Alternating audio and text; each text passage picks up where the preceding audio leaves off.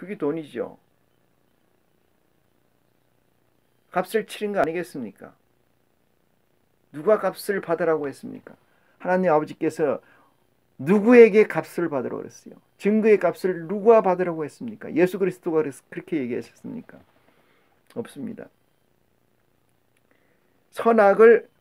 지각을 사용함으로 연단을 받아. 그 다음에 나옵니다. 선악을 분별하는 자들. 결론은 선과 악을 분별하는 자들이 장성한 자라는 리콜을 만들어내는 거예요. 그러면 선악을 구분하려면 어떻게 해야 되느냐? 진리의 성령의 도우심이 필요하다. 진리의 성령의 도움을 어떻게 구하느냐?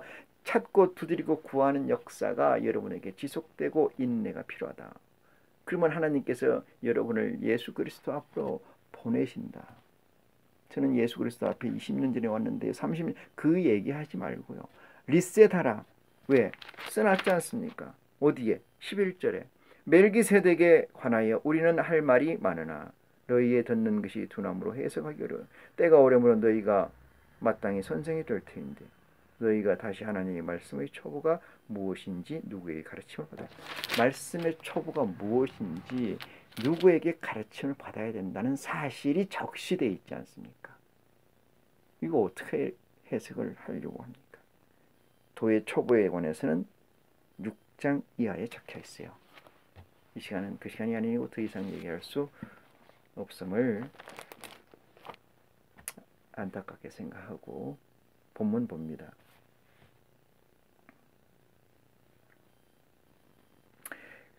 먹은 사람은 21절입니다. 먹은 사람은 여자와 아이 외에 5,000명이나 되었더라. 그래서 여자와 아이는 그 숫자에서 제하신 겁니다. 이 의미를 인지하시겠는지요?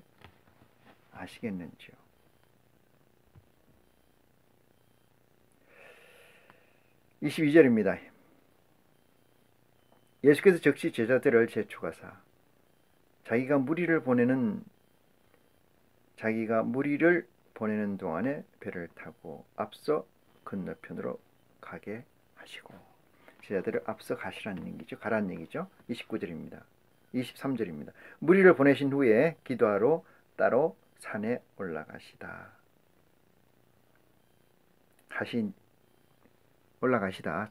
저물매 거기 혼자 계시더니, 산이라는 것은 해분을 이해하시면 됩니다.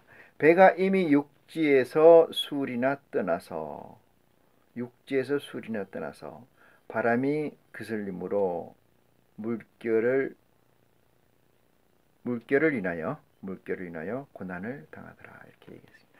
이 상황 설정이 제가 누차 얘기합니다만은 땅이라는 것은 하나님이 원초적으로 하늘에서 내려서 건설하신 곳이고요. 바다라는 것은 그 땅이 변해서 다시 말해서 포지티브 쪽이 아니고 네거티브 쪽으로 변해서 존재해 있는 세계를 바다라고 얘기하고, 그 바다를 건널 때는 뭐를 해야 돼요? 물 위를 건너야 되니까 꼭 배가 필요로 하죠. 그럼 이 세상은 원래 하나님 여호와 하나님께서 천지를 창조하신 그 땅 상태로 존재해 있지 않는 거지요. 그래서 예수님께서 땅에서 육지에서 혼자 기도를 하시고 제자들을 먼저 배에 태워서 보냈는데, 배가 이미 육지에서 술이나 떠나서 바람이 그슬림으로 물결을 인하여 고난을 당하더라. 이 뻔한 얘기네요. 물결이 인다는 거죠. 그럼 이 물결이 뭐냐? 세상의 근심이에요. 세상의 근심을 벗어버리려면 어떻게 해야 돼요? 예수 그리스도 앞에 나가야 되잖아요. 예수 그리스도 앞에 나가면 어떻게 됩니까? 세상의 두려움과 세상의 어려움과 세상의 난관이 지나가고 없는 거지요. 존재하지만은 영향력 아래 있지 아니함으로 없는 거나 마찬가지다. 25절입니다. 밤 사경에 예수께서 바다 위로 걸어 제자들에게 오시니 이랬습니다. 바다 위로 걸어 제자들에게 오시니, 제가 설명을 했던 바와 같이 바다 위를 걷는 자가 되어야 돼요.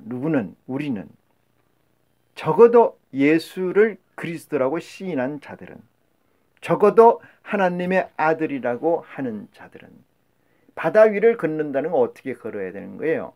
바다 위를 걷는다는 건 세상 위에 있어야 된다는 거죠. 세상의 모든 지식, 세상의 모든 보화, 세상의 모든 권능 위에 있어야 된다는 거예요. 그러면 세상의 보화로, 세상의 권능으로, 세상의 보화로, 영예로, 세상적 가치로 영향을 받을까요? 안 받을까요? 안 받죠. 어떻게 영향을 받겠어요? 세상적 가치가 지배할 수 있을까요? 없을까요? 없습니다. 그것이 세상 위에 쓴 거고 그것을 오버컴, 이긴 자라고 하는 거예요. 예수 그리스도는 이겼잖아요. 어디서? 십자가에 못 박혀 죽으시고 3일 만에 부활하시고 아버지 옆으로 우편으로 올라가셨어요. 그것이 세상을 이긴 거죠. 예수 그리스도께서 죽으시고 3일 만에 이기셨다는 건 이 세상에 없는 사건이었잖아요. 그런데 그 사건을 만들어내고 그것을 이루어냈다. 통과했다. 그것을 통해서 예수 그리스도께서는 우리에게 말씀하십니다. 나는 세상을 이겼노라. 이긴다는 의미는 극복한다는 거예요. 극복한다는 거예요. 세상적 에너지가 아무리 당겨도, 나를 당겨도 그 세상적 에너지보다 하나님의 아들, 하나님의 미션, 사명을 완수하는 에너지가 더 크므로 그 에너지를 초월해서 존재하는 가치, 존재하는 인카네이션, 그것이 세상을 이기는 거지요. 이긴 자가 되는 거고.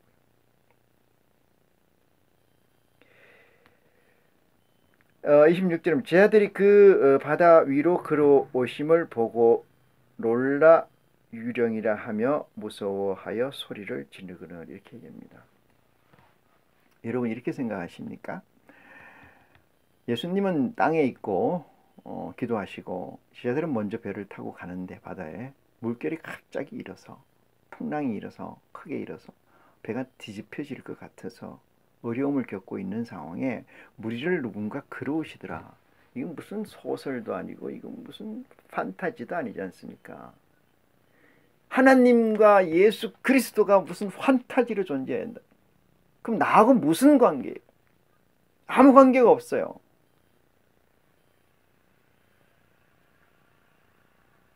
무슨 관계가 있습니까? 판타지 소설 속에, 판타지 영화 속에 내가 무슨 관계가 있어요? 여러분 지금 판타지에 살고 있습니까? 환상 속에 살고 있어요? 이상 속에 살고 있어요?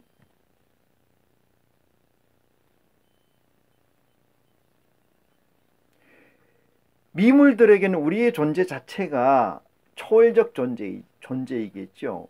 미물들에게는 우리의 존재 자체가 초월적 존재. 그렇지만 그들은 로직을 이해 못해서 그런 거 아니겠어요? 그들이 논리를 이해한다면 초월적 존재가 안 되죠.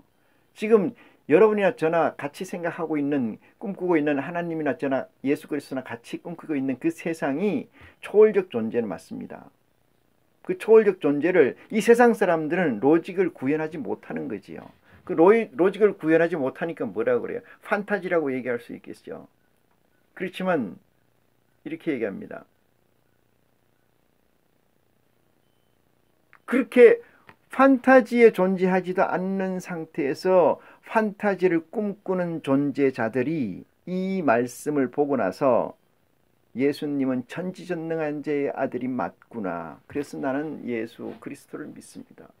하나님을 믿습니다. 이렇게 얘기한다면 넌센스예요. 얼마나 우스꽝스러운 얘기입니까? 제자들이 이렇게 얘기해요. 제자들이 그 바다 위로 오심을 보고 놀라 유령이라 하며 이랬어요. 유령이라고 하잖아요. 왜 그래요? 사람이 바다 위를 걷는 걸 인정 못하는 거예요. 근데 여기서 인정 안 되는 부분을 우리는 어떻게 인정하라고 얘기하느냐면은 전능자의 아들, 하나님의 아들이니까 가능하다라고 설명하는 거예요. 그것은 아니에요. 미지수 X를 아예 뭉개버리는 거예요. 불편한 진실이니까 안 보는 거죠. 아예 덮어버리는 거죠. 그래가지고 어떻게 장성한 자라고 이야기를 할 수 있으며 이 메시지가 여러분하고 무슨 관계가 있겠느냐 이 말이죠. 세상을 이긴 자가 되지 않고는, 세상을 이긴 자가 되려면 어떻게 돼요? 하나님의 의의 말씀을 경험한 자가 되고, 의의 말씀을 경험한 자라는 것은 선악을 알게 하는 과일을 먹은 자가 되어야 하는 거죠. 선악을 알게 하는 분별하는 자들, 선악을 분별하는 자들은 대저 단단한 음식을 먹는 장성한 자가 됐다. 그들이야말로 하나님의 미션을 성공할 수 있고 하나님의 미션을 수행할 수 있는 유일한 존재자들입니다.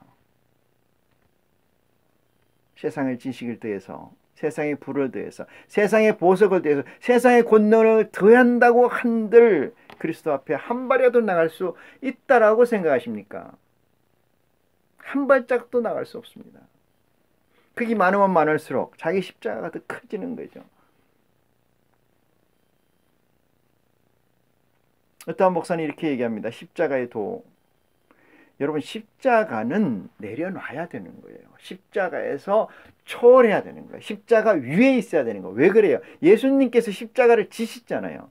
그 예수님의 지신 몫이에요. 왜 몫이에요? 하나님께서 주신 불순종으로 인해서 이들을 다시 구원하려고 하니까 예수의 십자가를 지게 한 거예요. 여러분, 그만 십자가가 좋은 거예요, 나쁜 거예요?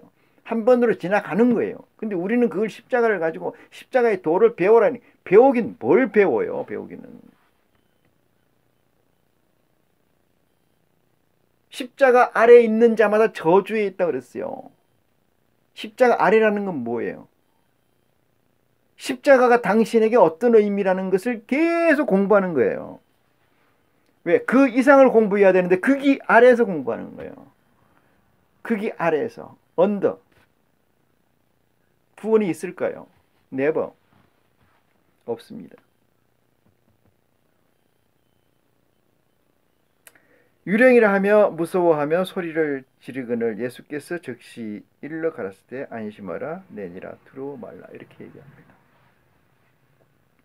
그러면 이 제자들과 예수님과의 관계를 한번 그려봅니다. 예수님은 어떤 상태고 제자들은 어떤 상태일까요? 하늘과 땅 차이죠. 도저히 이 말씀이 이해되거나 이해시키려고 하는 상태에 있질 않아요. 그러면 이 말씀은, 이 메시지는 누구의 겁니까? 저와 여러분의 것이라는 사실을 은혜와 축복으로 받아들이시기 바랍니다. 그것이 여러분에게 있으면, 그것이 여러분에게 구현된다면, 그것이 지혜요, 그것이 하나님의 능력이라는 사실을 깨닫는 여러분이 되시기를 축원합니다.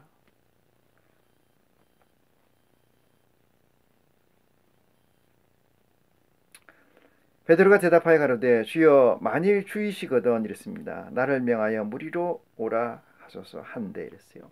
베드로가 진짜 주라면은 나를 무리로 걷게 해보세요. 나를 무리로 오라 걸어오라 해보세요. 그러면 내가 믿겠습니다. 이렇게 얘기해요. 웃기지 않습니까? 이런 일을 걷게 한다고 한들 베드로가 얼마나 믿음이 크겠어요. 베드로의 이 생물학적 존재는 무엇이 되겠는지요? 하시니 베드로가 배에서 내려 물 위로 한데 오라 하시니 베드로가 배에서 내려 물 위로 걸어서 예수께로 가되 바람을 보고 무서워 빠져가는지라 소리 질러 가로되 주여 나를 구하소서 하니 이랬어요. 베드로는 뭘 봤어요? 풍랑을 본 거예요. 풍랑의 높이를 본 거예요. 그걸 보인다고 했어요? 안 보인다. 오버컴 된 사람 그게 안 보여요. 여러분, 진정한 용서는 인간이 할 수 있는 게 아닙니다. 정상적인 인간이 할 수 있는 게 용서 아닙니다. 용서는 보지 못한 것이야지 용서예요. 그래서 진정한 용서는 제3자가 지칭하는 거예요. 제3자가 지칭하는 거예요. 당사자에겐 용서의 개념이 없습니다. 그냥 지나간 일에 존재해요. 나는 그 일에 충실했어요. 조지훈 기사 바둑 두시는 분이 그렇게 얘기했다고 하지요. 명인이 어떻게 됐습니까? 어떻게 하면 그렇게 바둑을 잘 둬서 그 경지에 이르렀습니까? 그 명인이 이렇게 대답했답니다. 나는 명인이 되려고 그 최고의 권자에 오르려고 바둑을 두지 않았어. 나는 그냥 바둑을 두는 순간순간 최선을 다해서 벗을 뿐이요. 근데 뭐가 됐다는 거예요? 명이 됐다는 거예요. 제가 다시 설명합니다. 용서라는 것은 이방인에게 하는 소리예요. 이방인이 하는 소리입니다. 당사자는 용서가 없습니다. 왜 없어요? 나는 내 일을 열심히 했을 뿐이기 때문에. 그러면 그것이 보인다는 거예요? 안 보인다? 안 보인다는 거예요. 베드로가 파도가 보였다는 것은, 큰 파도가 나를 삼킬 만한 파도를 봤다는 것은 뭐 했다는 거예요? 오버컴하지 못하고 있다는 얘기죠. 그 마음에 뭐가 있는 거예요? 두려움이 있는 거예요. 그 마음에 뭐가 있는 거예요? 이 세상이 있는 거죠. 그래서 그 세상에 있는 마음이 뭐를 보게 된 거예요? 바다의 파고를 보게 된 거죠. 파도를 보니까 어떻게 되는 거예요? 주저앉는 거예요. 주저앉는 거. 그래서 죽어가는 거죠.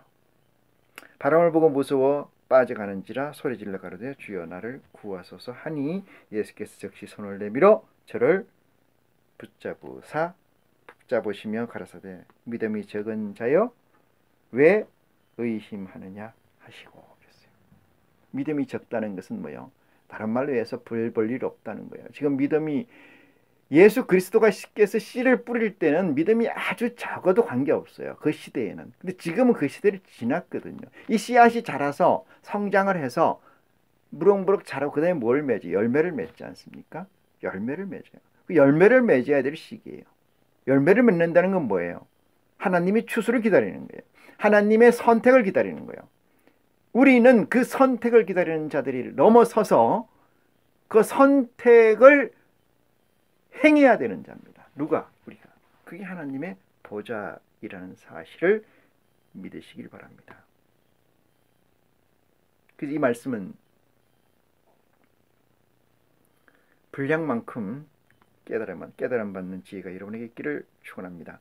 32절입니다. 배에 함께 오름에 바람이 그치는지라. 함께라고 해요. 예수 그리스도와 함께 오름에 그치니라. 그때는 뭐야? 세상이 안 보이는 거예요. 누구만 보이는 거예요? 주님만 보이는 거예요. 누구만 보이는 거예요? 천국만 보이는 거예요. 누구 하나님만 보이는 거예요.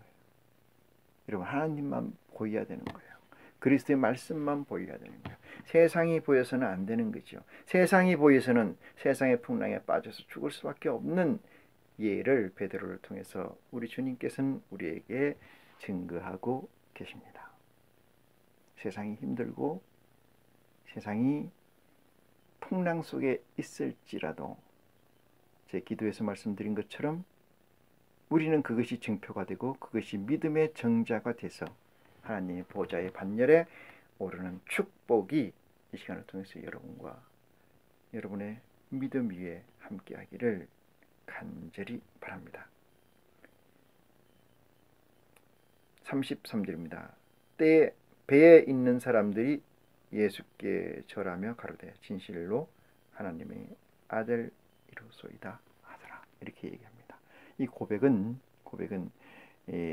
성육화되어 있는 육화되어 있는 존재들이 하는 얘기 아니고 하나님의 아들들이 하는 이야기다. 왜? 육체만 가지고 있는 존재로서는 이 세상의 3차원의 OS를 가지고 있는 존재들은 이 사실에 대해서 허구라고 하지요. 그게 사실이면은 픽션이라고 합니다. 픽션. 그래서 그렇게 그들은 뭐예요? 배를 불러서 만족하지도 못하고 그들은 뭐예요? 절하지도 않을 거예요.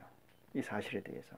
하나님의 아들이라고 칭송하지도 않을 겁니다. 인정하지도 않는다는 사실을 염두에 두시는 지혜가 여러분의 있기를 축원합니다. 이 시간 말씀을 마치겠습니다. 고맙습니다.